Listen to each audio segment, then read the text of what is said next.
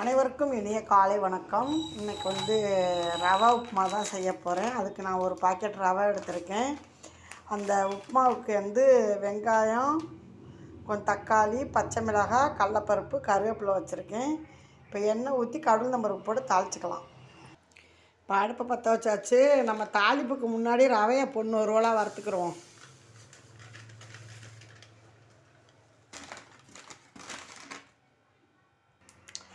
இந்த பக்குவத்துக்கு வறுத்தா போதும். இப்போ வேறு பாத்திரத்தில் மாற்றிக்கிட்டு நம்ம தாளிக்க வேண்டியதுதான். எண்ணெய் ஊற்றிக்கிறோம்.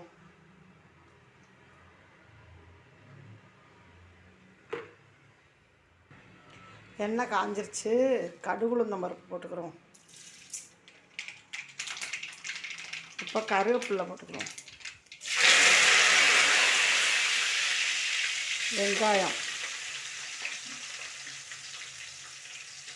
பச்சை மிளகாய், அதோட கடலப்பருப்பும் சேர்த்துக்கிறோம். இப்போ தக்காளியும் சேர்த்துக்கிறோம்.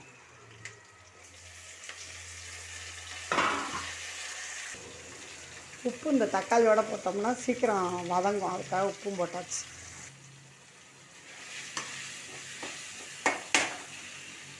இப்போ தண்ணி ஊற்றிக்கிறோம்.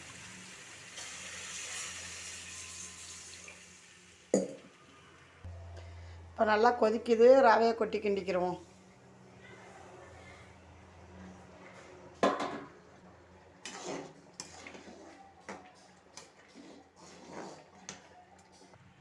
இப்போ நம்மளுக்கு உப்புமா ரெடி ஆயிடுச்சு. ஒரு 5 நிமிஷம் அப்படியே மூடி வச்சுக்கிறோம். இப்போ உப்புமா ரெடி ஆயிடுச்சு. வாங்க சாப்பிட்லாம். காலையில் சிம்பிளாக ஒரு டிஃபன். நான் நாட்டு சக்கரை தான் வச்சு சாப்பிட போகிறேன். நீங்கள் வேணால் சாம்பாரோ சட்னியோ எது வேணாலும் வச்சு சாப்பிட்டுக்கலாம். சர்க்கரை கூட வச்சு சாப்பிட்டுக்கலாம், இல்லை ஜீனி வச்சு கூட சாப்பிட்டுக்கலாம். ஓகே ஃப்ரெண்ட்ஸ், இந்த வீடியோ பிடிச்சிருந்தா லைக் பண்ணி ஷேர் பண்ணுங்கள். பாய். இப்போ என்ன துவையல் அரைக்க போகிறோம்னா எள்ளு துவையல் தான் அரைக்க போகிறோம். அதுக்கு நான் எள்ளு வச்சுருக்கேன் பாருங்கள், தேங்காய் பத்தை வச்சுருக்கேன், பூண்டு வச்சுருக்கேன், வரமிளகாய் வச்சுருக்கேன், புளி வச்சுருக்கேன், உப்பு வச்சுருக்கேன். இதை போட்டு துவையல் அரைச்சி சூப்பராக நம்ம கஞ்சிக்கு தொட்டுக்கிட்டு சாப்பிட்லாம். ஃபஸ்ட்டு மிளகா வத்தல். உங்களுக்கு எத்தனை வத்தல் தேவையோ அந்த வத்தலை நீங்கள் போட்டுக்கலாம். அப்புறம் புளியை நல்லா புளியங்கொட்டையெல்லாம் இல்லாமல் இருக்கான்னு பார்த்துக்கிட்டு போடணும். அப்புறம் பூண்டு, தேங்காய், அதுக்கப்புறம் வறுத்து எள்ளு வச்சுருக்கோம், அந்த எள்ளையும் போட்டுக்கிறோம். உப்பு. இப்போ இதெல்லாம் நம்ம அரைக்கணும்ல, அதுக்கு கொஞ்சமாக தண்ணி விட்டுக்கிறோம். துவையலுங்கிறதுனால கொஞ்சம் குறைச்சே நம்ம தண்ணி விட்டுக்கணும்.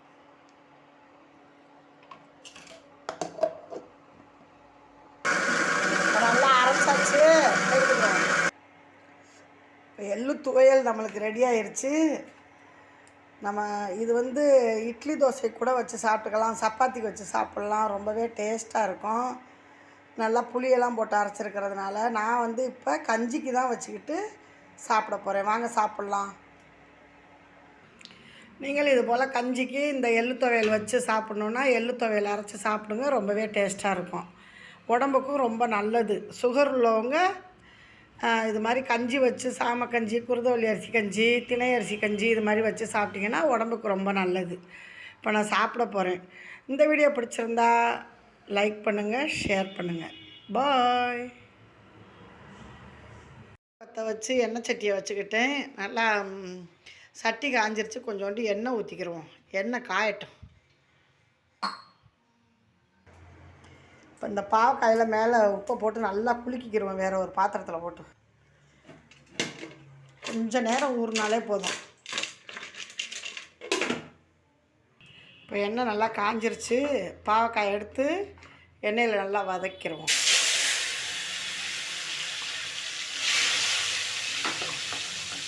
ரொம்பவே ஒரு மருத்துவ குணம் கொண்ட பாவக்காய் தான்.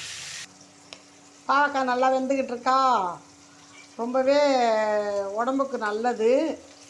அதனால தான் நான் சரி பாவக்காயை வாங்கி இன்றைக்கி சமைச்சிருவோம் அப்படின்ட்டு பாவக்காய் இந்த மாதிரி வறுத்தா நல்லா சாப்பிட்றதுக்கு நல்லாயிருக்கும். அதுக்காக தான் நான் இந்த மாதிரி வறுத்துக்கிட்டு இருக்கேன். இந்த வேக விட்டு ஒரு பாத்திரத்தில் எடுத்து வச்சுக்கிட்டு எண்ணெயை தனியாக எடுத்துட்டு அதுக்கு பிறகு என்ன செய்யணும்னு சொல்கிறேன்.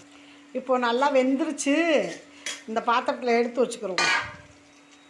இப்போ இந்த பாவக்காய் வெந்த எண்ணெயை வேறு ஒரு பாத்திரத்தில் மாற்றிக்கிட்டு பாவக்காயை இதில் எடுத்து வச்சுக்கிறோம். இதே பாத்திரத்தில் தான் நம்ம இந்த எண்ணெய் சத்தெல்லாம் இருக்கிறதுனால அந்த பாவக்காயை கட்டி கொஞ்சோண்டு கரம் மசாலா போட்டு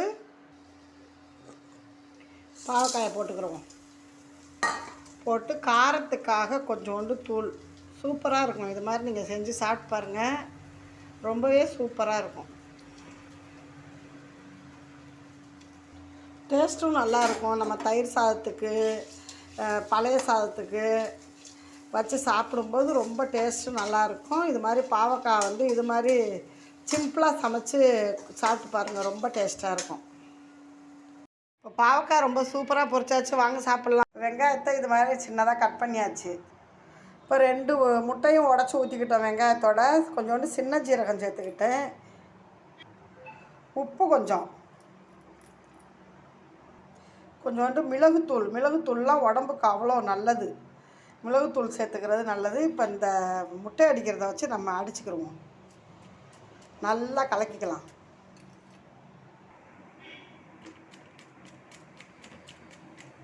நல்லா அடித்தாச்சு. இப்போ அடுப்பை பற்ற வச்சு தோசைக்கல் வச்சு இப்போ தோசைக்கல் நம்மளுக்கு காஞ்சிக்கிட்டு இருக்கு. ஊற்றிடலாமா? ரொம்பவே டேஸ்ட்டாக இருக்கும். நீங்களும் இது மாதிரி குழந்தைங்களுக்கு செஞ்சு கொடுங்க. முட்டை ஆம்லேட் வந்து வெங்காயம் போட்டு செஞ்சு கொடுத்தீங்கன்னா ரொம்ப விரும்பி சாப்பிடுவாங்க. எண்ணெய் வந்து நிறையா சேர்க்க வேண்டியதில்லை. நான் உங்களுக்கு தேவைன்னா நீங்கள் சேர்த்துக்குங்க. நான் வந்து கொஞ்சமாக சும்மா இந்த ரவுண்டில் அந்த தோசை கரண்டியை வச்சு விட்டுன்னு விட்டுக்கிறேன். எண்ணெய் நிறையா சேர்க்கக்கூடாது எனக்கு. மேலே வந்து 2 கருவேப்பிலையை உருவி போடுவோம். ஆம்லேட்டுக்கு சூப்பராக இருக்கும். கருவேப்பிலை இப்போ அப்படியே திருப்பி போட்டுக்கலாமா?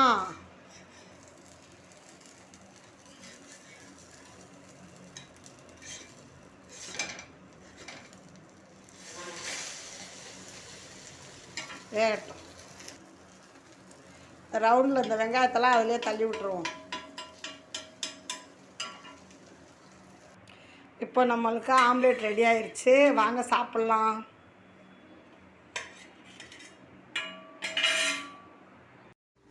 இப்போ சுட சுட சாதம், முருங்கைக்காய் கத்திரிக்காய் போட்டு குழம்பு வச்சாச்சு. கேரட்டும் பீன்ஸும் தேங்காய் திருவி போட்டு சூப்பரான சமையல். பாய்.